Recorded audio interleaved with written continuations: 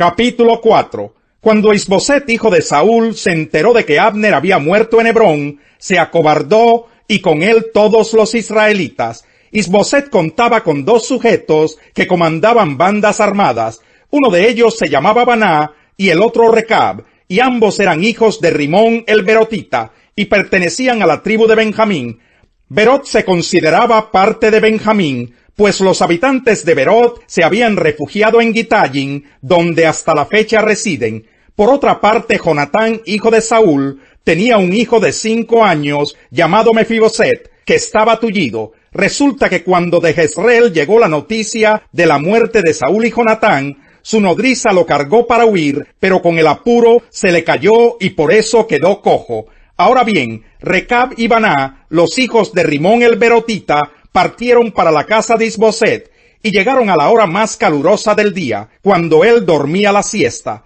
Con el pretexto de sacar un poco de trigo, Recab y su hermano Baná entraron al interior de la casa, y allí mismo lo apuñalaron en el vientre. Después de eso escaparon. Se habían metido en la casa mientras Isboset estaba en la alcoba, acostado en su cama. Lo mataron a puñaladas y luego le cortaron la cabeza y se la llevaron. Caminaron toda la noche por el Arabá, y al llegar a Hebrón le entregaron a David la cabeza de Isboset, diciendo: «Mire su majestad, aquí le traemos la cabeza de Isboset, hijo de su enemigo Saúl, que intentó matarlo a usted. El Señor ha vengado hoy a su majestad por lo que Saúl y su descendencia le hicieron». Pero David les respondió a Recab y a Baná, los hijos de Rimón el Berotita: «Tan cierto como que vive el Señor, quien me ha librado de todas mis angustias, les juro que quien me anunció la muerte de Saúl se imaginaba que me traía buenas noticias, pero la recompensa que le di por tan buenas noticias fue apresarlo y matarlo en Siclag. Y con mayor razón castigaré a los malvados que han dado muerte a un inocente mientras éste dormía en su propia cama. ¿Acaso no voy a vengar su muerte exterminándolos a ustedes de la tierra?». Entonces David les ordenó a sus soldados que los mataran, y que además les cortaran las manos y los pies, y colgaran sus cuerpos junto al estanque de Hebrón. En cambio, la cabeza de Isboset la enterraron en Hebrón, en el sepulcro de Abner. Capítulo 5. Todas las tribus de Israel fueron a Hebrón para hablar con David.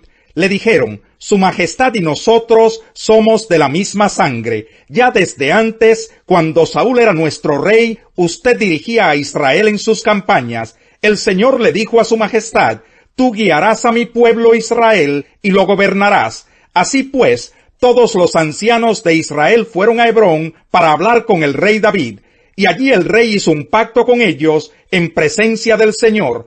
Después de eso ungieron a David para que fuera rey sobre Israel. David tenía 30 años cuando comenzó a reinar, y reinó 40 años. Durante 7 años y 6 meses fue rey de Judá en Hebrón. Luego reinó en Jerusalén sobre todo Israel y Judá durante 33 años.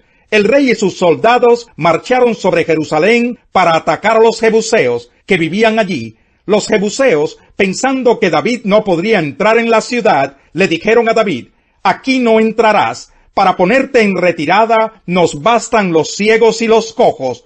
Pero David logró capturar la fortaleza de Sión, que ahora se llama la ciudad de David. Aquel día David dijo: «Todo el que vaya a matar a los jebuseos, que suba por el acueducto, para alcanzar a los cojos y a los ciegos. Los aborrezco». De ahí viene el dicho: «Los ciegos y los cojos no entrarán en el palacio». David se instaló en la fortaleza y la llamó Ciudad de David. También construyó una muralla alrededor, desde el terraplén hasta el palacio, y se fortaleció más y más, porque el Señor Dios Todopoderoso estaba con él. Hiram, rey de Tiro, envió una embajada a David, y también le envió madera de cedro, carpinteros y canteros, para construirle un palacio. Con esto David se dio cuenta de que el Señor, por amor a su pueblo, lo había establecido a él como rey sobre Israel, y había engrandecido su reino. Cuando David se trasladó de Hebrón a Jerusalén, tomó más concubinas y esposas, con las cuales tuvo otros hijos y otras hijas. Los hijos que allí tuvo fueron Samúa, Sobab, Natán, Salomón, Ibjar, Elisúa, Nefeg, Jafía, Elisama, Eliadá y Elifelet. Al enterarse los filisteos de que David había sido ungido rey de Israel, subieron todos ellos contra él, pero David lo supo de antemano y bajó a la fortaleza. Los filisteos habían avanzado, desplegando sus fuerzas en el valle de Refaim. Así que David consultó al Señor: ¿debo atacar a los filisteos? ¿Los entregarás en mi poder? Atácalos, respondió el Señor, te aseguro que te los entregaré. Entonces David fue a Baal-Perasim y allí los derrotó. Por eso aquel lugar se llama Baal-Perasim, pues David dijo: el Señor ha abierto brechas a mi paso entre mis enemigos, así como se abren brechas en el agua. Allí los filisteos dejaron abandonados sus ídolos, y David y sus soldados se los llevaron. Pero los filisteos volvieron a avanzar contra David, y desplegaron sus fuerzas en el valle de Refaim. Así que David volvió a consultar al Señor. No los ataques todavía, le respondió el Señor. Rodéalos hasta llegar a los árboles de bálsamo, y entonces atácalos por la retaguardia. Tan pronto como oigas un ruido como de pasos sobre las copas de los árboles, lánzate al ataque, pues eso quiere decir que el Señor va al frente de ti para derrotar al ejército filisteo. Así lo hizo David, tal como el Señor se lo había ordenado, y derrotó a los filisteos desde Gabaón hasta Geser. Capítulo 6. Una vez más, David reunió los 30 batallones de soldados escogidos de Israel, y con todo su ejército partió hacia Balá de Judá, para trasladar de allí el arca de Dios sobre la que se invoca su nombre, el nombre del Señor Todopoderoso, que reina entre los querubines. Colocaron el arca de Dios en una carreta nueva y se la llevaron de la casa de Abinadab, que estaba situada en una colina. Usa y Ahío, hijos de Abinadab, guiaban la carreta nueva que llevaba el arca de Dios. Ahío iba delante del arca, mientras David y todo el pueblo de Israel danzaban ante el Señor con gran entusiasmo y cantaban al son de arpas, liras, panderetas, sistros y címbalos. Al llegar a la parcela de Nacón, los bueyes tropezaron, pero Usa, extendiendo las manos, sostuvo el arca de Dios. Con todo, la ira del Señor se encendió contra Usa por su atrevimiento, y lo hirió de muerte ahí mismo, de modo que Usa cayó fulminado junto al arca. David se enojó porque el Señor había matado a Usa, así que llamó a aquel lugar Pérez Usa, nombre que conserva hasta el día de hoy. Aquel día David se sintió temeroso del Señor y exclamó: «Es mejor que no me lleve el arca del Señor». Y como ya no quería llevarse el arca del Señor a la ciudad de David, ordenó que la trasladaran a la casa de Obed-edom, oriundo de Gat. Fue así como el arca del Señor permaneció 3 meses en la casa de Obed-edom de Gat, y el Señor lo bendijo a él y a toda su familia. En cuanto le contaron al rey David que por causa del arca el Señor había bendecido a la familia de Obed-edom y toda su hacienda, David fue a la casa de Obed-edom, y en medio de gran algarabía trasladó el arca de Dios a la ciudad de David. Apenas habían avanzado 6 pasos los que llevaban el arca, cuando David sacrificó un toro y un ternero engordado. Vestido tan solo con un efod de lino, se puso a bailar ante el Señor con gran entusiasmo. Así que entre vítores y al son de cuernos de carnero, David y todo el pueblo de Israel llevaban el arca del Señor. Sucedió que al entrar el arca del Señor a la ciudad de David, Mical, hija de Saúl, se asomó a la ventana, y cuando vio que el rey David estaba saltando y bailando delante del Señor, sintió por él un profundo desprecio. El arca del Señor fue llevada a la tienda de campaña que David le había preparado. La instalaron en su sitio y David ofreció holocaustos y sacrificios de comunión en presencia del Señor. Después de ofrecer los holocaustos y los sacrificios de comunión, David bendijo al pueblo en el nombre del Señor Todopoderoso, y a cada uno de los israelitas que estaban allí congregados, que eran toda una multitud de hombres y mujeres, les repartió pan, una torta de dátiles y una torta de uvas pasas. Después de eso, todos regresaron a sus casas. Cuando David volvió para bendecir a su familia, Mical, la hija de Saúl, le salió al encuentro y le reprochó: «Qué distinguido se ha visto hoy el rey de Israel, desnudándose como un cualquiera en presencia de las esclavas de sus oficiales». David le respondió: «Lo hice en presencia del Señor, quien en vez de escoger a tu padre o a cualquier otro de su familia, me escogió a mí y me hizo gobernante de Israel, que es el pueblo del Señor, de modo que seguiré bailando en presencia del Señor, y me rebajaré más todavía hasta humillarme completamente. Sin embargo, esas mismas esclavas de quienes hablas me rendirán honores, y Mical, hija de Saúl, murió sin haber tenido hijos.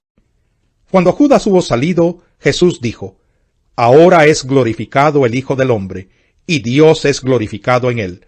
Si Dios es glorificado en él, Dios glorificará al Hijo en sí mismo, y lo hará muy pronto. Mis queridos hijos, poco tiempo me queda para estar con ustedes. Me buscarán, y lo que antes les dije a los judíos, ahora se lo digo a ustedes: a donde yo voy, ustedes no pueden ir. Este mandamiento nuevo les doy, que se amen los unos a los otros. Así como yo los he amado, también ustedes deben amarse los unos a los otros. De este modo todos sabrán que son mis discípulos, si se aman los unos a los otros. ¿Y a dónde vas, Señor?, preguntó Simón Pedro. A donde yo voy, no puedes seguirme ahora, pero me seguirás más tarde. Señor, insistió Pedro, ¿por qué no puedo seguirte ahora? Por ti daré hasta la vida. ¿Tú darás la vida por mí? De veras te aseguro que antes de que cante el gallo, me negarás 3 veces. Capítulo 14. No se angustien, confíen en Dios y confíen también en mí. En el hogar de mi padre hay muchas viviendas. Si no fuera así, ya se lo habría dicho a ustedes. Voy a prepararles un lugar, y si me voy y se lo preparo, vendré para llevármelos conmigo. Así ustedes estarán donde yo esté. Ustedes ya conocen el camino para ir a donde yo voy. Dijo entonces Tomás: Señor, no sabemos a dónde vas, así que ¿cómo podemos conocer el camino? Yo soy el camino, la verdad y la vida, le contestó Jesús. Nadie llega al Padre sino por mí. Si ustedes realmente me conocieran, conocerían también a mi Padre, y ya desde este momento lo conocen y lo han visto. Señor, dijo Felipe, muéstranos al Padre, y con eso nos basta. Pero Felipe, tanto tiempo llevo ya entre ustedes, y todavía no me conoces. El que me ha visto a mí, ha visto al Padre. ¿Cómo puedes decirme, muéstranos al Padre? ¿Acaso no crees que yo estoy en el Padre y que el Padre está en mí? Las palabras que yo les comunico no las hablo como cosa mía, sino que es el Padre que está en mí el que realiza sus obras. Créanme cuando les digo que yo estoy en el Padre y que el Padre está en mí, o al menos créanme por las obras mismas. Ciertamente les aseguro que el que cree en mí, las obras que yo hago también él las hará, y aún las hará mayores, porque yo vuelvo al Padre. Cualquier cosa que ustedes pidan en mi nombre, yo la haré. Así será glorificado el Padre en el Hijo. Lo que pidan en mi nombre, yo lo haré. Trata con bondad a este siervo tuyo. Así viviré y obedeceré tu palabra. Ábreme los ojos para que contemple las maravillas de tu ley. En esta tierra soy un extranjero. No escondas de mí tus mandamientos. A toda hora siento un nudo en la garganta por el deseo de conocer tus juicios. Tú reprendes a los insolentes. Malditos los que se apartan de tus mandamientos. Aleja de mí el menosprecio y el desdén, pues yo cumplo tus estatutos. Aún los poderosos se confabulan contra mí, pero este siervo tuyo medita en tus decretos. Tus estatutos son mi deleite, son también mis consejeros. Postrado estoy en el polvo, dame vida conforme a tu palabra. Tú me respondiste cuando te hablé de mis caminos. Enséñame tus decretos. Hazme entender el camino de tus preceptos, y meditaré en tus maravillas. De angustia se me derrite el alma. Susténtame conforme a tu palabra. Manténme alejado de caminos torcidos. Concédeme las bondades de tu ley. He optado por el camino de la fidelidad. He escogido tus juicios. Yo, Señor, me apego a tus estatutos. No me hagas pasar vergüenza. Corro por el camino de tus mandamientos, porque has ampliado mi modo de pensar. El que atiende a la crítica edificante habitará entre los sabios. Rechazar la corrección es despreciarse a sí mismo. Atender a la reprensión es ganar entendimiento.